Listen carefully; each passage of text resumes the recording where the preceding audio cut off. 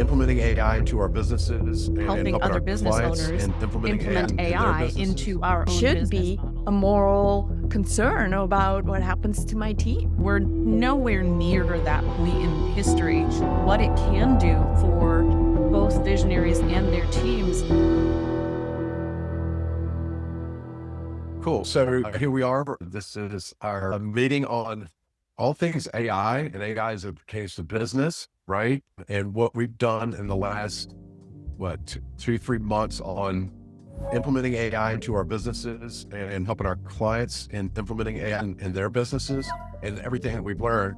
And I'm glad we were all able to get together and agree to share, do an experience share with each other to record this and help other people learn from what we've learned and be able to implement AI in their business. And so I'm Clayton Turner. I'm a founder of Leadly. I just recently had an exit from a e-learning company. We had implemented AI as much as we could. I was very new back then, but now AI's taken off like crazy. You can do almost anything with it in business, in business sense. It is a real business tool. And so I'm glad to be here. Thank you, ladies, for having me. Yeah, you're welcome. So I'll take it from here. Christiana Witt. I'm the founder of what we call Soul Soothing Co. And our brand is SoulxAi AI. And so we actually tried to combine this whole, or we tried to see how AI in business can elevate the humanity of the members and the owners. And I am joined here with my two partners, Cerise and Leah, and I'll hand it over to them. Cerise Brunson from SoulxAi and Soul Soothing Co. And, you know, the most exciting thing about this is that we've only really scratched the surface of what AI is actually going to be able to do for businesses in the future. And so all of us here have taken it upon ourselves to turn helping other business owners implement AI into our own business models. And I think it's safe to say that, you know, we've all been able to do it so much faster and more efficiently than creating a business from scratch ever could have been done in the past. So really excited to dive into this topic. Yeah. I'm Leah, just myself. I'm excited to talk about it. It's really fun. We've been dabbling using last 2 years almost and in the business and like bounce ideas off other people who have started to implement it into their businesses. Leah, I'm checking out Descript. Oh, so good. I did a deep dive, learned by doing. And I was so, I know I'm so impressed with how easy it is to. Yeah. And we are just so nerdy. Like every new tool, I'm like, geeking out. Yeah, that's. And I used to have to send my interviews to my agents and then just wait for days and they come back and I'd still have to want edits, but this is just, I took over. I'm like, I'm just gonna do it. And then I'm moving conversations around. I'm like, oh no, I should, you're doing interviews and at the end you go, oh, I forgot to ask you this question. Well, you just move it back up there. Like it was in the middle of the conversation. Very cool. Yeah, no, this blows Riverside out of the water. It's a serious editing tool and it has the additional functionality of the AI editing. And yeah, Riverside was good. I think this took over. Riverside was the de facto app for podcasts, right? That's how it started. So I think Descript started with the video in mind. I'm Leah, a part of SoulxAi AI, Soul Soothing Co. And I do all the technology setup for us. And it's been really fun. We've been working with AI in our business for the last 2-ish years. And so it's great to talk with people about how they're using it in their businesses, bounce ideas off each other. Just really enjoy this topic. Yeah, I think probably the best thing we could do for the audience is some experience share for about what we've done with our business and our clients. And I think we're taking by topic sales and marketing. If you guys want to start with that and somebody want to start with a share on that. So Cerise, you just had some really interesting experience in that. Yeah, so I mean, it has basically taken the manual grind of creating marketing strategy and content and made it, I mean, not effortless, but borderline instantaneous to have your entire strategy mapped out, content created within, at least the copy side of things created within hours for, an entire month's worth of repurposed content and be able to just send it off to design and get it set up and ready to go in a fraction of the time, building out an entire month's worth of marketing material in a couple of days versus a weekly repetitive cycle. All in common, right? What we learned to call master prompt, that we call it differently in our business, that gives the constraints. So share more about this, because it feels like you can just click on, ChatGPT and say, create a marketing strategy, but that's not how it works. Yeah. So, and that's, I think, what most people experience trying to use any of the large language models has been, as far as using it for marketing purposes, is, you tell it you want to create a marketing strategy or a bunch of content, and then you have to manually go in and tell it all of the details that you want it to know and to consider in order to do this, and then go back and refine and tell it did it wrong, and then, have it try and get it again, and your voice ends up getting diluted and the vision you had for it ends up getting diluted. Sometimes it wants to take you on a side quest. Whereas what we've learned, and this is how we all, Clayton and our team met, is that we went through a program that basically taught us how to build all of the contextual data for any large language model, so that all you have to do is prompt it and it knows everything about your business, your brand, your voice, your ideal client, your unique value prop, and it can basically then run with it. And one of the things that we've done in our business is we have also given it the marketing thought leaders that we like to follow. And so it has that information as well in the context. So when we ask it for strategy or we ask it for content, it follows those guidelines to the letter.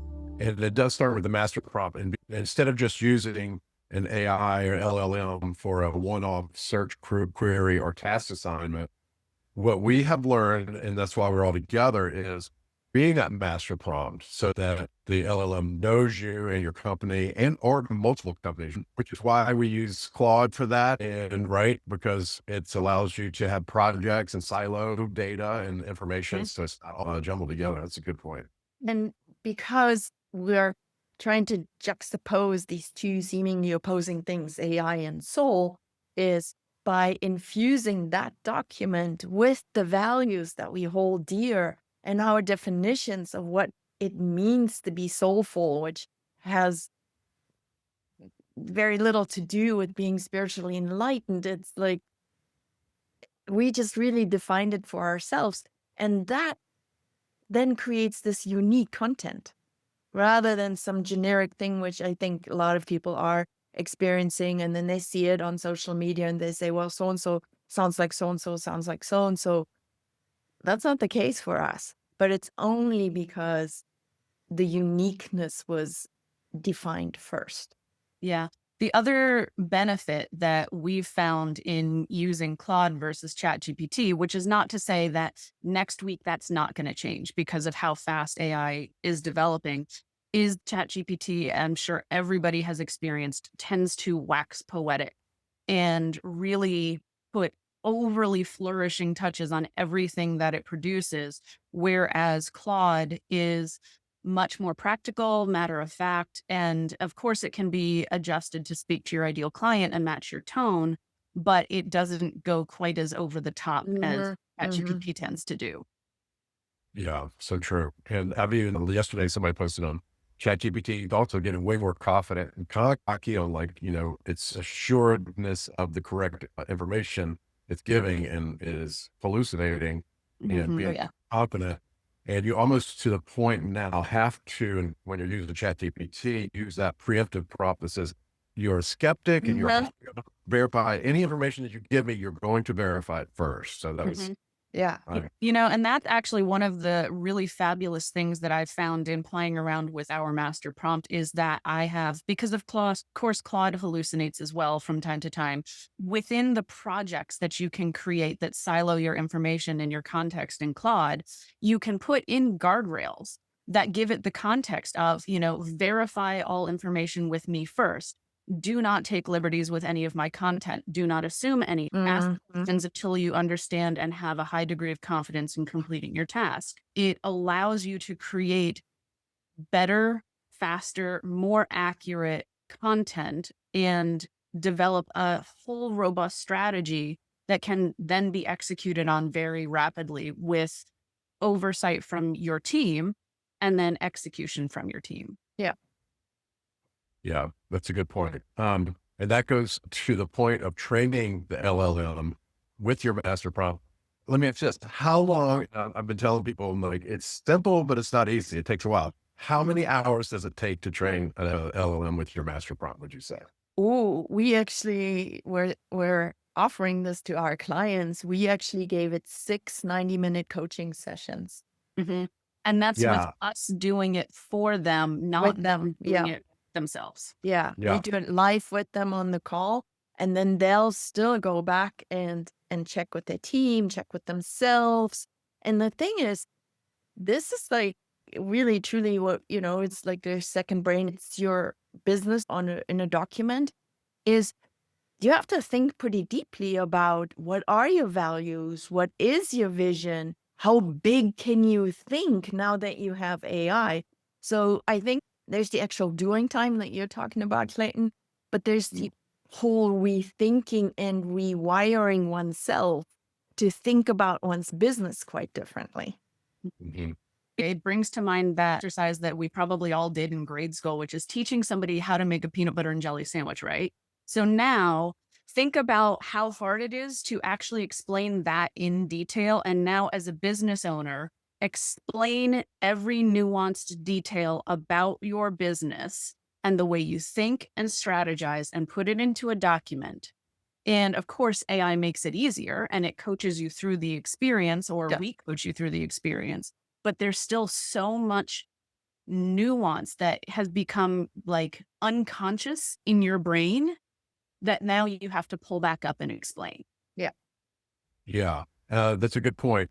And what I've been telling my clients in my entrepreneur community is it takes about 17 to 20 hours to fully train the LLM. That also includes adding artifacts, content, and text. And then also, if you have more than one entity, which a lot of our clients do and entrepreneurs do, you get, siloing that out into a different product. We have 1 month cohorts, and we have a where we'll help do a assignment and pre-assignment and to get you prepped for coming in, and then we'll cover all the important information that you'll need in order to train it up correctly. We do it one-on-one, and it's nice. As we go on, I expect more and more that there's actually some significant in-depth leadership coaching around how to be a leader in AI era and AI enhanced business, because it takes the currency of creativity and big thinking and speeding up that thinking. And even AI still misses when it says, well, that should take 3 months. It's actually thinking pre-AI on a completion timeline. So we as humans now have to grow into these people that think on a whole other timeline. So if I realize, okay, well, what used to take me a year, I can now do in a month. Well, what can I do with the 11 months? That's, that's going to take some you have to jump over your own limitation and start to think quite differently, which we have actually continuously done, right, Leah? That's been so fun how fast we've been growing, pushing ourselves to think higher again and higher again with each step. So I think it's much more than just actually getting this thing done. Yeah, that's exciting. And somebody said, this is the most exciting time to be alive as an entrepreneur founder.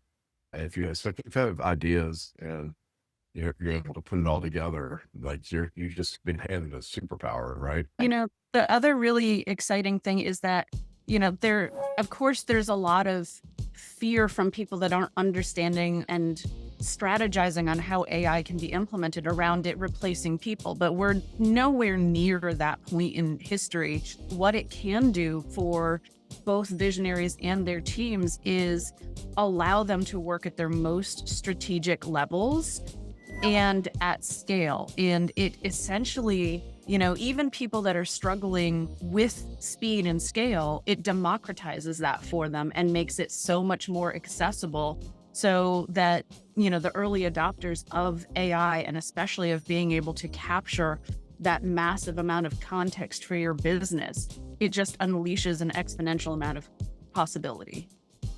But that brings up another point. I think Leah in particular, as our tech CEO of tech, what I think a lot of people think of AI doing is what's agentic work. And that's actually not really yet being really solid.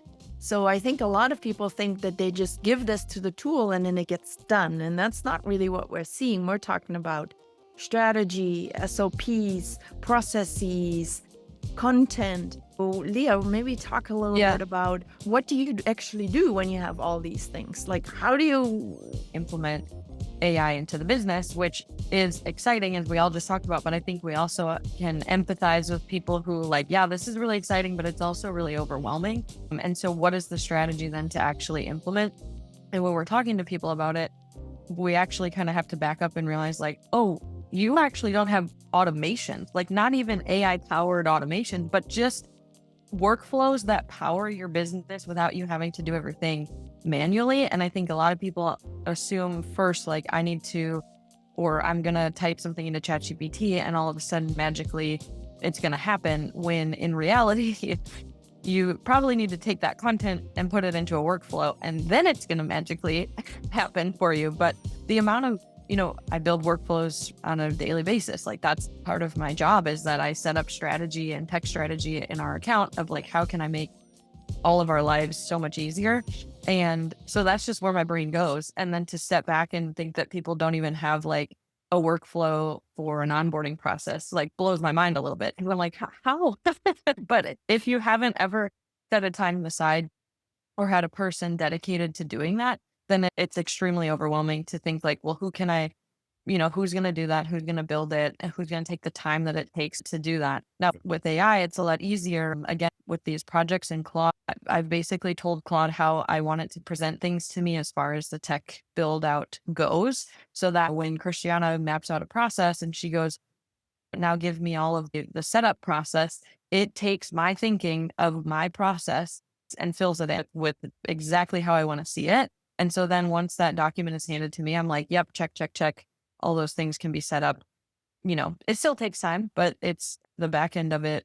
The amount of time that it saves afterwards is incredible. So, Yeah, that's a good point. If you're hiring and you're not implementing AI and maybe something automations to make it so that it onboard people quicker, easier, you're spending so much manpower now on that whole process that you don't have to. Mm-hmm. And to your point about having an AI, so we say that if the founder, and we work with a lot of founders, and we say either if you're not going to be the AI implementer, you need to assign one. You do need somebody to help implement these. We'll help you with your contextual, build a second brain, a master prompt, but you need somebody to be the go-to person to help implement some of the automations that are going to come your way. Yeah. We've been testing ChatGPT to try to, it says it's going to do stuff for you. It's I'm going to create all this and then I'm going to implement it and I'm going to integrate it with your CRM. Give me 1 hour. And then you go back. It doesn't. You Didn't do anything. And it says, apologies, I'm so sorry. Yeah. It hallucinates completely. It's fascinating to that point that even as I've been working on, creating copy for our offers and what it is that we do, AI doesn't actually understand how it works. And so every time I ask it to explain our offer, and I've had to refine it and refine it and refine it, which is fabulous because it gets me really clear, right? But it wants to just say that it will automate everything and take all for you. It doesn't do anything for us. So on the sales side, I have interesting experience share on that. It blows me away. So many multi-million-dollar clients of mine are not reporting sales calls. And I'm like, Well, if you record the calls, even if you don't listen to them, AI will tell you if your sales team is missing or one salesperson is missing an opportunity to close. And I've been basically helping get that installed for them. So at least get that data into their dashboard. Are you guys seeing any of that or helping with any of that? Or do your clients record their calls already? Depends, it's from two, right? The AI fluency, I think it's now called. It's a wide gamut, right? But again, if we don't have that background, that constraint, that background information, and then you put the sales call transcripts into an LLM, it only gives you generic information. It must know what you're actually selling and how you're supposed to be selling and what your selling process is and what values do you want the entire sales team to adhere to when they're selling. So yeah, it's a combination between absolutely recording them and then putting them into, in this case we use Claude Project, and say, does this sales process, the way my salespeople do it, adhere to how we want to do business? So that's what Soul Soothing does is you guys help them build their AI operating system or build second brain where everybody's calling it something different, but it's all the same thing. You're helping them build We out call it the business DNA profile. yours is being business DNA. And then that helps them basically train the LLM to have guardrails about what their values and their goals. And Yeah. then once you have that data and you say, okay, they start collecting data, then that AI OS, what'd you call it? Business DNA profile. The business DNA profile will tell them this aligns or doesn't align, and we need to make a correction. Like, I love how proactive the AI can be. Instead of waiting or having Yes. to pull from multiple different sources, like it can tell you in one dashboard, and you can talk to it, interact with it. You can have it alerts, put it on a dashboard. So many amazing things you can do with it, right? Clayton, Yeah. I'm curious with your clients, because obviously they have a sales team and they're operating on sales calls, but how processized are their sales calls and their sales, their, lead to sales process? Is it actually a process at this point? Or are they, basically just saying, here's how I want you to do it and go forth and conquer? Yeah. No, it's mostly done right now. The way I'm seeing sales across the board and how sales calls and sales processes are handled is, so a lot of them do have playbooks now, but a lot of companies in general are not recording their sales call unless they're in a high ticket volume environment, where they have a bunch of high ticket salespeople, and the AI can spot trends or problems or analysis or say, hey, you need to retrain this one salesperson on closing opportunity. Like, most companies don't have it, even they're doing amazing. They don't really have a documented and a data collection process on sales or marketing. But now it's so easy to plug a couple of apps into your LLM once you have that contextual second brain built out, DNA, AIOS, I call it, AI operating system. Once you have that built out, then once that data starts coming in, it's so powerful. The best implementation of this into what type of company best benefits from a DNA profile in their LLM. What do you guys think? I have one experience share. You go first. Yeah. So, I mean, I've been in this online world, hybrid businesses, on online businesses since 2004. So that's kind of like my thing. And then our other brand where we help horse professionals productize their services. Same thing, online courses, etc. This is where really our expertise lies. So we primarily will focus on hybrid to completely online businesses. We also feel like, I think Cerise can talk about this, is the earning potential that AI can have in a field that is based on knowledge, virtual, rather than car repair shop or a hairstylist or a massage or spa or something, is that these processes can just 10 and 20x these online businesses. Yeah. It's So really good. cool to talk about with friends of mine who work in very different, I'm like the only entrepreneur in my circle right now, but who work corporate or who work for smaller businesses, and to talk with them about how they're not using AI yet, or how their company hasn't even scratched the surface of it, and what they could do. And like that, it's hard. Like, how do they start to take that initiative, and how do they realize the importance of it is really interesting to talk about. When I start telling them like, oh, you could do this and this with it, they're like, my God, that would make my life so much easier and save so much time. Oh, because we're so immersed in the entrepreneurship and on the online space, like what's happening over there with corporate, what's happening over there with these bigger companies. Are they actually starting to, we see some that are like, we're going to fire everyone and just go to AI. What about those medium-sized companies? And we're particularly interested in helping what we call mission-based or value-based companies that actually have a multiple bottom line. So people, as part of their bottom line alongside profit, to be an ideal client, you have to be excited about AI. But at the same time, there should be a moral concern about what happens to my team. And so for us to actually help make the team happier, more productive, more fulfilled, we call it the Monday morning test. If Monday mornings are better than Friday afternoons, then we succeeded. So for us, it's like a really kind of unique market, because we hope that AI, instead of eliminating a whole middle class of employees, is that it can be used to repair the world. Yeah, for the better, for sure. And if, everybody's talking about the doomsday scenario, what AI is going to do in the future, but that's a good point. I always think about, no, what about all the good it's going to do, and how it's Yeah. going to help us grow and scale and get being out there. So Yeah, I'm just more, imagine all these people, these total visionaries that, like me, I can go to bed and then wake up an hour later, take my pad of paper and scribble at least 10 ideas on how to make the world a better place, right? This is how my brain works. But you don't have the manpower or the capacity to implement a tenth of your ideas. Just imagine how AI could speed this up so that you yeah, could, right? yeah, sure. And one of the cases that I like the most is a CPA firm.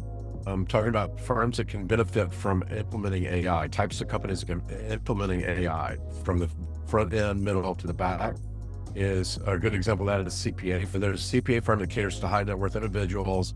They implemented AI throughout. And so not only did they utilize it for the sales and marketing aspect, but for the operational side, helping with detecting trends, analysis, helping with workflows, client portal interaction, reporting, and then on the back end, retention, keeping those clients engaged and forward thinking, helping them prepare, and just so much easier, faster, better. Their margins went up, their retention went up.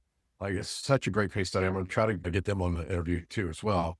But I thought that was a great example. Like you said, you help online companies, Quick Perfect, SaaS, anything like that.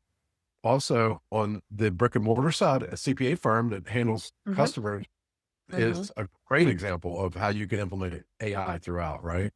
So I love those kind of stories. It sounds to me like really it's anything that's information heavy rather than manual labor heavy. You have a large amount of information data, you're a or information service business, whether brick and mortar or virtual. Opportunities for AI are just really huge.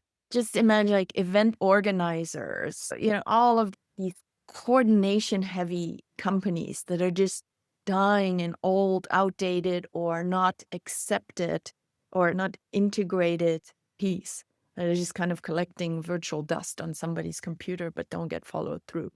So that's another thing is we're looking at, even if a company has SOPs, they were made or they were designed and created manual. Now you can plug them into your trained LLM and update. I think it's going to be our most favorite case study was, so we were going to hire a new team member and I plugged in, ask it to create me a hiring process that would remove a lot of these things I dreaded in the past when it came to hiring. In 8.5 minutes, I timed it. It had everything created for me. Everything. From the emails to the posts to the onboarding to the hiring funnel to the evaluation, the scores of each candidate. I mean, it was just amazing. Then I gave it to Leah to actually implement. That still took some time. But if we are talking about companies, that would apply to every company. And add to that, like if you're doing that at scale, high volume, there's a new piece that I have a client, we just implemented this. It has the AI interview app / software, which if you have a lot of applicants coming in, some of them are going to no show, some of them will show up late, some of them are going to say something wrong right off the bat. You can just wasted 30 minutes of an HR person's or founder's time. This AI app will actually connect to your CRM, LLM, set up a time for them to interview, get them on the phone, or even do a video interview and say, hey, I'm AI. I'm forward thinking for the company. I'm their forward thinking AI interview bot. I just want to ask you a few questions to get you a regular real person. We didn't get that sophisticated yet.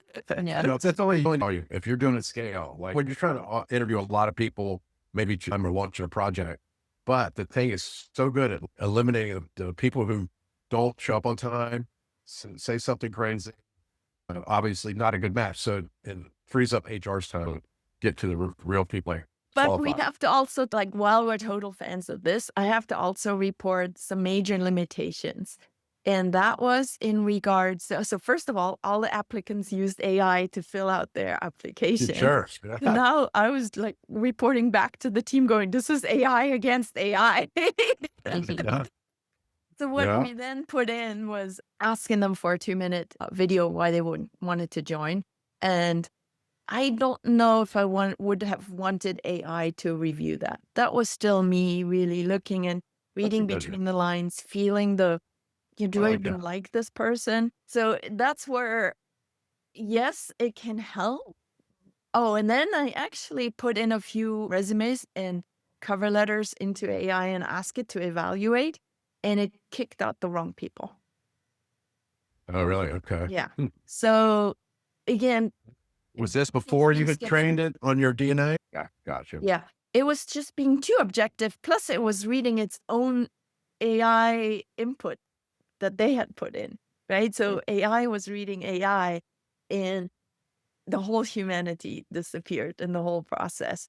Then when I watched the videos, I thought it was full of crap. It didn't understand at all.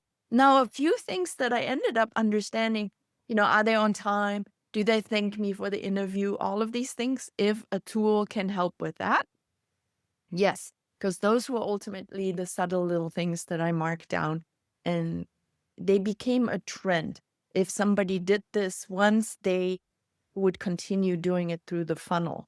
What I really liked, and what I wanted to report was, because we are about soul, is that all the people, so these were all people from all over the world, Philippines, Africa, Pakistan, that they said they had never experienced such a nice evaluation process. That the emails that it wrote, thanks to this DNA profile, were so on point with our voice, which is kind and compassionate and caring, that one said, I felt really safe in your process. A couple went like 60% through, and then I had to tell them I'm sorry. And they said, thank you for the process. I learned a lot just going through it. So we're not just talking about saving some, we're also improving the process from the end consumer side, whether that's sales or hiring, kind of the same process, really. So it was really interesting that it was bringing humanity into it if it's done right. Yeah, that's a good point. The other thing that was a huge benefit in this entire process is that with the generated process that Christiana, of course, refined and Leah helped refine, we were able to get a high volume of applicants in through the process very quickly and determine high quality candidates rapidly. The plot twist to all of this is we actually ended up hiring 5 people instead of 1. Wow. We got Okay. such Color. good Yeah. A players that we Yeah. said we'd be absolutely silly to just let them go. But it was like almost an 8-9 step process that they went Yeah. through. And by the time I interviewed, I think 20 people of hundreds of applicants, it was so good that we said, okay, let's go change something. Well, that's very cool. All right. So, yeah, that's a good use case scenario. Like having it be able to give you the information and do the workflow and interact with them to help with the interaction. Like you said, they're using AI to talk to you on some of the entry first level of the Yeah. application. Yeah, and Nice. then I just said the first step was to send me a video, and that was then I just 2-minute videos. I'll quickly watch them. Very soon after 30 seconds or so, I knew this wasn't the right person, and then they went through more of a process. So if next round of hiring, I will definitely have to be a little smarter around outsmarting their AI tool. That's right. Well, they say on the legal realm, and I said this last year because I did my exit, and the 2 M&A firms, buyer seller side, what's going to happen soon is when you go to buyer seller company, 2 bots are going to fight out the minutia, detail, all the stupid stuff, and then it's going to get stuck on the higher level stuff and give it back to the lawyers and seller buyer. I've been talking to a couple of people that like maybe implementing this, and that's going to be one really good use case of AI to help ease the process of like. And then when you have a seller's DNA and principles and their AIOS, it automatically knows what the seller wants to. You do the interview process with your LLM, with your DNA brain, and you say, hey, I'm looking to sell, here's what I want, draw it up, give it the 140 facts they're going to ask me. You already know 98% of it. Like, it's just going to spit it out and be like, okay, here's what we want. You send it off to your lawyer and be like, here's my negotiables, non-negotiables, go. And then you'll be able to start, just move really quick. Same as if you're buying, right? Like you want to buy a company that aligns with what you're doing, and then you already have a DNA built out in your business and your LLM. I think it's an exciting time to case use scenario for that as well. And just even defining like who it is that you love working with, whether buying, selling, or as a client. My God, it wasn't an overnight process. Yes, we sat with this for a long time because the tool doesn't argue with you, the LLM, right? If you say, these are the people I want to serve, it says, hallelujah, great, right? It doesn't say, well, are you sure you want to work with these people? Or so again, from a human perspective, it requires, what would you guys say, like a real depth of psychological understanding of humans? Yes, and it takes a high degree of what's the word I want to use? Strategic criticism. It's because it's so easy for us as humans to, experience our own confirmation bias natively. Like, we have this idea, I want to run with this, it's a great idea, and I'm just going to go with it. And anybody can do that. But especially when you're working with AI, and we see stories about this on the news all the time, just from personal use, that it is going to aggrandize your ideas and, be your biggest cheerleader. Yeah, that's exactly it. You could give it the At worst any idea stage in of the the world, game. and it's going to be like, yes, do it. Like, you're going to be so successful. It's going to make you millions. Go for it. And it could be like total garbage. But it does take us having the ability to be skeptical of ourselves and our own idea. Also being very skeptical of the output. We have to use our highest degree of strategic thinking in order to really be successful with AI. And if you are the type of person that wants to tap into that, man, you can do a lot with it. Because the dopamine hit of being confirmed is very tempting, right? Right?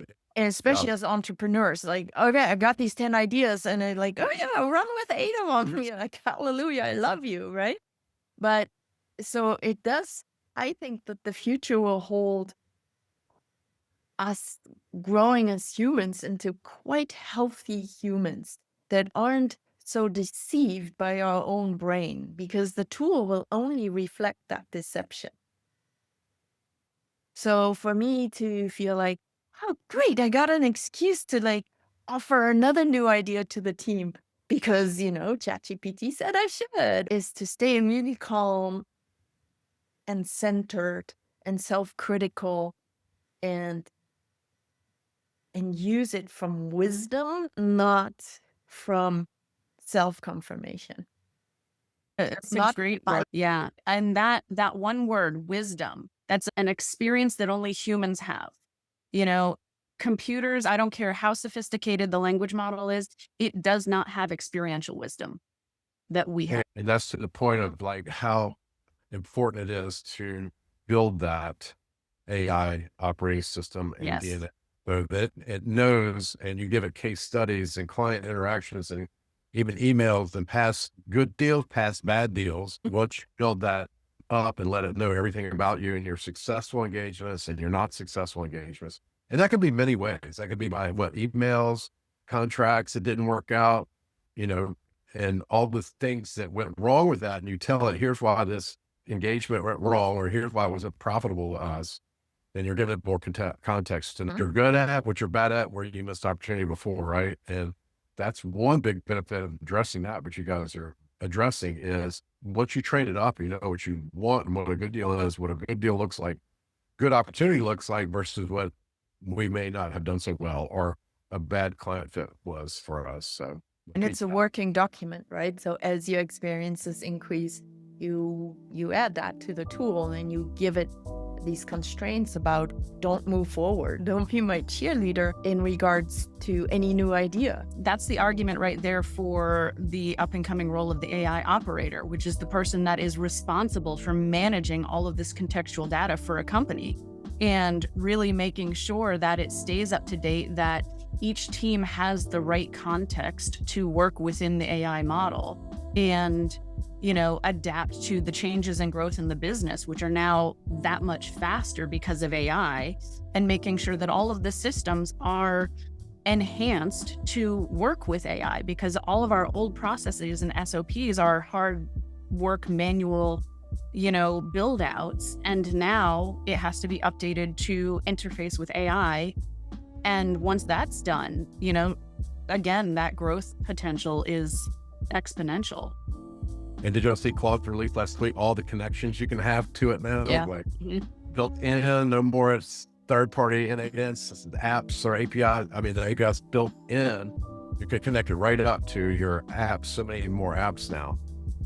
Just touched on something good. So in building this out, and if you're building out the AI OS for you, I have two questions. Do you find that most founders are the ones that join you, that integrate or that engage you and you teach them, or do you teach a designated person? And then second is once they build out the AI OS DNA, then you get their team members on board with that too, so they can share it across the company. Thea, do you want to take that? Because it ends up with you. Well, it does end up with me. So we kind of do the process of that. When they join us, we basically say you need to have these three roles. You need the AI strategist, the AI operator, and the AI implementer. If that's one person who wants to take that on, fine, but we see the three different people, and then they kind of start to work their way through the three of us. Christiana starts with the AI strategist, builds the master business DNA, and then we take that to the operator. This is where the implementer and the operator start to work a little bit more together, actually starting to build out those processes, where then the implementer is handed the processes and actually builds them out, implements them into the company. So it does move through leadership into all the way down to the team members who are using the processes. But something that was important that we talked about was that the operator and the implementer especially need to work together closely. There need to be really clear, not just handoffs, but integration between the roles. Like if Christiana just hands me a document and says, here, go build this in the system, I need to know more information. I need you to tell me more about what's the strategy behind this. Why are we doing it's not as simple usually as just like, okay, I'm just going to throw this into a software and let it run. There needs to be a lot of connection between the strategy and the actual implementation of it. What about sharing your project DNA across the team? So we get people on the team, the club team member accounts, so that everybody can share the same master prompt. You guys do the same thing. Is there anything else that we want to touch on or mention or something that we not cover? Yeah. Anything? So the question about project knowledge and having that across the entire team, it's really going to be customized to the individual business, depending on what sort of data they consider sensitive versus not sensitive, and whether or not it's role specific or shouldn't be available to the team as a whole. That's part of the job of the AI operator, is to make sure the right teams have access to the right AI context. And, they're essentially the gatekeeper of sensitive data. So it does need to be somebody that has that high degree of clearance within the business as far as financial and HR things that the entire team doesn't need access to. So there's a high degree of management involved in that, depending, of course, on the business, the scope, the size. But I actually had a question for also, thank you, Cerise, was when you guys have these cohorts, so you teach rather than, for us, it's a coaching, AI enhanced coaching model. You teach. How do you assure your founders that the teams actually get that they get buy-in? That's a good question. And we have, so we'll do open office hours as well and be able, and I have my consulting company where I'm doing it in reverse. I'm kind of like doing like you guys are doing it. I'm helping other founders one-on-one and helping our team implement.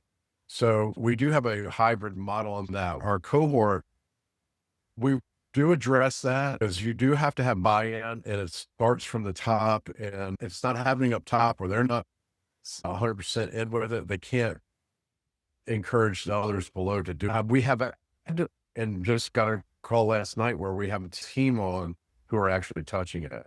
So we will doing some one-on-one hand holding, teaching, training, and it's a fear thing. It's like, I don't know any of that. So I say, well, okay, let me show you some examples. It's not that hard. Share screen. Let me show you how we're doing this and how it's going to react. So we have a hybrid of that, but thank you for asking. You guys are people must love that. Somebody trained up to build out their business DNA so that now they can make bigger, better decisions faster, right? Right. That's the leader's desired outcome. And so while it was Leah explaining, we kind of circle from leadership to operator to implementer, but we have something underneath that where every time we develop an SOP, we actually have a team meeting to look at what are the benefits of the team in using that. Once we can convey those benefits, you have more freedom, you have more creativity, creative time, you are no longer stuck with repetitive actions. So we have to kind of look from both sides, because whatever the leader wants is not what the team wants. Those are two different goals. The tool and the system can offer both, but it's not necessarily the same. Yeah, that's a good point. And ours is focused on founder freedom and profitability. So in my consulting business, I'm helping founders scale or prepare to exit. Even if they don't exit today or a year from now, 3 years from now, you want a profitable asset. Companies are buying not just revenue, they're buying systems, is what I tell people. This AI, OS, DNA, second brain, that starts the build out of like, here's how everything works within our business. You can forklift it off almost to a new buyer with the SOPs and everything else that comes with it, right? And it just increases your value.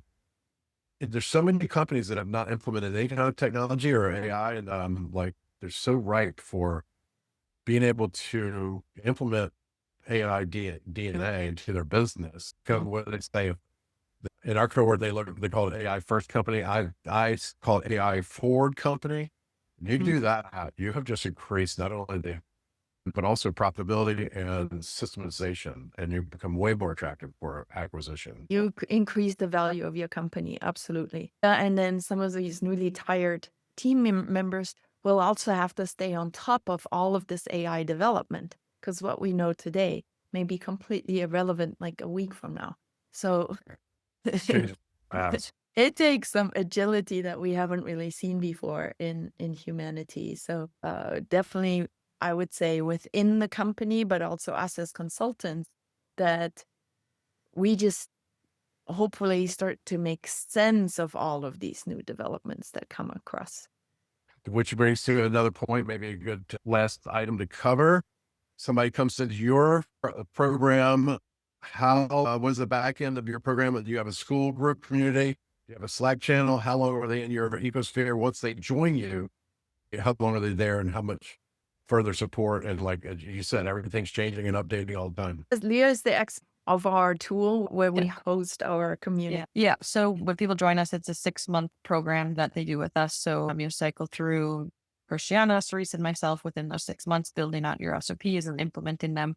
You'll get access to our community that we have, and we've got an AI forum in there. We have a private leadership group within the community so that they have access to talk with each other as the visionaries.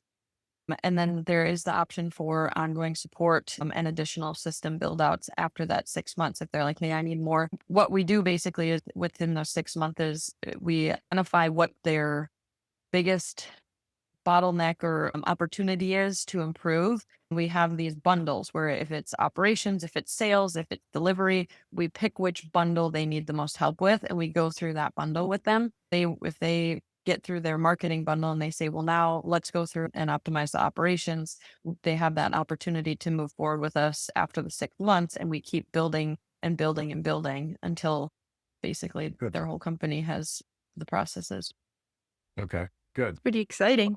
Yeah, as everything's changing and updating and improving, we expect to have long-term commitments as well. As long as we're adding value, we're helping them improve processes and profitability. I think most of your clients and our clients too will be long-term engaged. Yeah, and all of this agentic AI stuff, that's still ahead of us, right? So as we devote some team members' time to actually explore that, we don't want to just introduce that to a client and it's shaky and it breaks or it's immature. But as these AI agents mature, I'm sure that it changes again. Now we're starting to talk about execution being agentic rather than human resource based. Yeah, no, it's very exciting. I love it. I think one biggest opportunity for all of us here on this call is that the more we stay on trend and aware of the developments, we have the opportunity to continuously educate our audiences, both paid audiences, potential clients, and make sure that we are the filter so that we can demystify AI for business purposes. Yeah, absolutely. I agree with that. And since we all agreed before the call, we're all geeks. We love this tech stuff. It's like so exciting to see their capabilities and then implement them and help other people implement them and seeing that aha moment. We're even thinking about like buying a non-AI business, so maybe a CPA firm or a service company, a HVAC company. We're talking about doing a build in public. So we'll buy it, implement AI, build it in public, double its revenue, EBITDA, value, maybe sell it. I don't know, maybe keep it, but we're talking about doing that in phase 3 of this. Awesome. So what I said next, unless you guys want to touch on those subject. So I've already done an intro.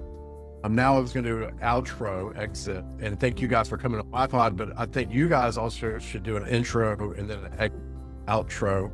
Let me do mine first, and then you do yours, and then when you split them up, you can put it on your channel, like you record it, and then I'll put it on my channel. Okay? That's good? Yeah. Awesome. Okay. Is there any other thing we want to cover before we exit?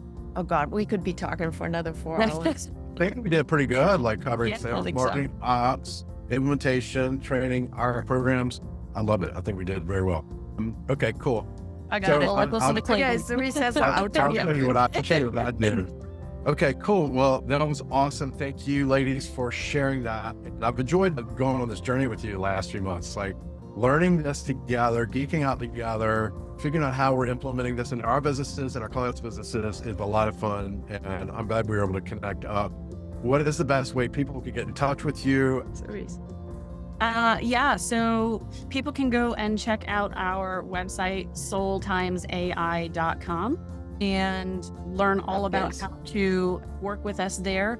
We are also offering a free sandbox session for anybody that wants to kind of go behind the scenes, learn what it's like to build their master DNA profile with us, and get a kind of demo of the power of what this context can do as far as processing your business. People can come visit our website, which is soulxai.biz. And we're offering a free business DNA sandbox session, or Amplify is our offer, sandbox session, where basically they get to see the power of building out this contextual business DNA profile. They'll get a real-time demo with our example company that we've built out to see how quickly they can optimize the processes within their business. Prior to the call, we have a form that they fill out that lets us know what their biggest friction point or operational opportunity is, so that we can customize the call to their unique needs and really give them an example of what this is like. We implement within our own business. We have an avatar advisor set up within our own business DNA profile. So anytime I type in ask the advisors, our panel of advisors argues about what I've just asked them about until we gain some sort of conclusion that we all agree on, which is really cool because you can pull in strategic thinkers into your business operations and kind of brainstorm with them, as long as they have a publicly available profile and lots of available information online. So they'll walk away with that too, how to build that out for their business and kind of be able to play with that in their sandbox. And they'll also get some prompts that they can take to their team and let their team start playing with it as well, so that they can really start to gain the potential insight for what this could do for their business. Very cool. I like that. And your typical type of client, avatar ICP, who you serve? Yeah, so we love working with mission-driven visionaries, anybody that has some sort of higher purpose behind their business where the profit drives a greater mission. And so with working with us, not only can they expand their revenue, but they can also enhance their impact and really do some good for the world. Okay, love it. Awesome. Okay, thank you guys, and good luck, and we'll see each other on the journey. Welcome, everybody. Today we are talking with Clayton Turner, who also went through this fabulous training program with us where we learned how to build out context for any large language model. We're going to be talking about sales and marketing, operations, hiring processes, all the ways that AI can help magnify your KPIs, your ROI, and the soul-led metrics of your business. So we're looking forward to this conversation, and let's dive in. Awesome. Okay. Thank you guys for having me. It's been fun being on this journey with you and learning all the ways that AI can help our businesses and our clients' businesses. It's just been so amazing. And since we're all techno geeks, like, we love this kind of stuff, and be able to get data and workflows and automate is just amazing what's happening right now. So it's good to be on this journey with you, and thanks for having me. Absolutely. Okay, and outro. Thank you all so much for watching or listening. It has been an absolute pleasure to go through all of this fun, nerdy stuff with Clayton. Clayton, can you tell our audience how they can find you and learn more about your business? Yeah, sure. So buildandscale.com is our AI training cohort, and we are doing monthly cohorts where we do meetings twice a week in office hours. My agency is leadly.com, LEDLY, and I help clients doing 2 to 50 minutes a year with their sales, marketing, operations. I have an exit background, so I help companies scale and exit, and I add value to anybody I'm looking to scale the business and maybe have a potential exit in the future. So That's two ways to get in touch with me, billscale.com, Clayton Turner on LinkedIn, on Facebook, Instagram. I try to post regularly about business and AI, and I appreciate you guys having me. It's been fun to be on this journey, and let's keep it going. Absolutely. Thank you.